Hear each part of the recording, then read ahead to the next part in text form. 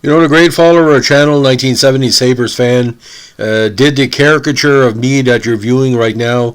At 57 years of age, I can tell you I've been a Montreal Canadiens fan since the womb. My dad was a big Montreal fan. He used to listen to radio and mark down the scores from each game and also the summaries long before the NHL Register even tried that. Now, we made the Stanley Cup just a short while ago. Last year had some difficulty in a regular season. Got the number one draft pick, Slakowski. And now that Cole, Caufield, and Suzuki and the young guns on the team are starting to gel a little bit. We're one game over 500 as I do this podcast. Big comeback against St. Louis, down 3-1, winning 7-4. I think the Montreal Canadiens this year will make the playoffs, but I don't think I can predict how far they will go in the postseason. Now, here's the big deal, ladies and gentlemen. The Toronto Maple Leafs were overrated going into the regular season.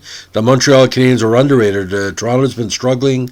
Austin Matthews, some of their key players, not scoring on a regular basis like they were last year.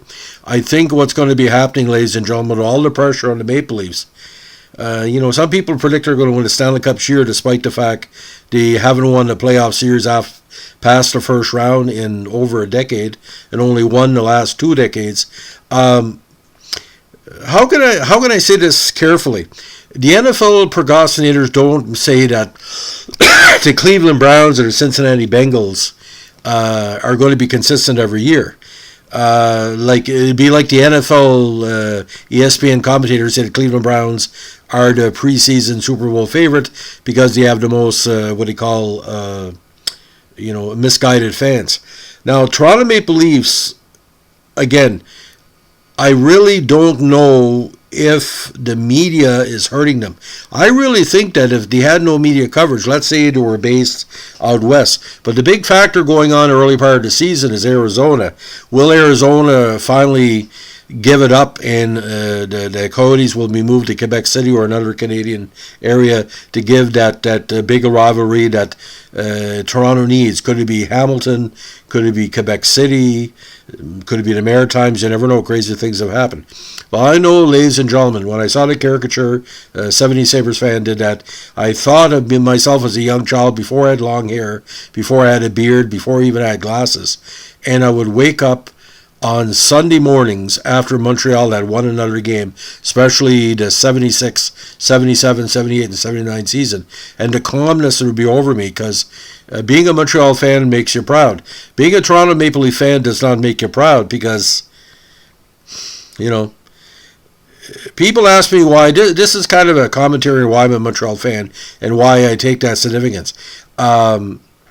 People who really know me know the fact that I remember everything of what the Maple Leafs didn't do and the Montreal Canadiens did do, and that's why I'm a Montreal Canadiens fan. No one thought we were going to make the Stanley Cup final against Tampa Bay, and there's a specific Toronto fan in my region of southern New Brunswick who told me to my face, yeah, they made the finals, but they lost. And he's a Leafs fan. I told him, well, at least we win a playoff series and we overachieved. This was the year, of course, that Toronto lost 3 straight against Montreal, especially games and overtime besides. So this is my first of the Montreal Canadiens podcast this year. Will Montreal make the playoffs this year? Yes. Will they win the Stanley Cup? I don't know because injuries. But if Caufield does another national, he scores 40 goals. Suzuki gets 25 to 30. Slakowski gets 20 goals. The young defensemen come together. If Jake Allen can be a consistent number one. But I know one thing, ladies and gentlemen. What happened to Toronto to make the playoffs? Is the world supposed to come to an end? Is that the third sign of the apocalypse? But a good friend of mine, Jim Shaw from Woodstock, New Brunswick, he visited me today, a pre-Halloween visit. We always do a visit on Sundays like coffee. He said Toronto don't have to win anything because they're filling the rink. That's all well and good, but Montreal would fill the rink too. We'd win all the time. I don't think Toronto fans know how cursed their team is and how, honestly, that Montreal Canadiens are not only Canada's team, they basically are blessed because we've overachieved more than we underachieved. 2 words describe Toronto Maple Leafs: underachievement. Whether you like it or not, When the Flyers overachieved in the 70s and 80s, when the Islanders underachieved, they overachieved later on.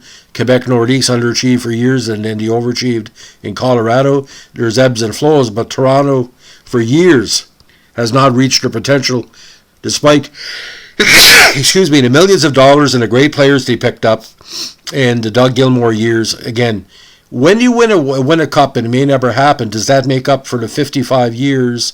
Will be 56 next year. They've won nothing. Of course not. It is the most embarrassing modern major franchise of North American history. And that's saying a lot. There's been a lot of shitty franchises. But all that's been given to them, and see what they've done with it, they've done nothing. So, ladies and gentlemen, that's my big opinion. If you like what we're saying here, give us a like, comment, or subscribe. If you don't like what I'm saying, don't come back to the channel, because I don't deal in stupidity. I deal in reality. Thanks for listening. And again, Sabres fan, thank you very much. My alter ego has spoken. Have a good day. Bye.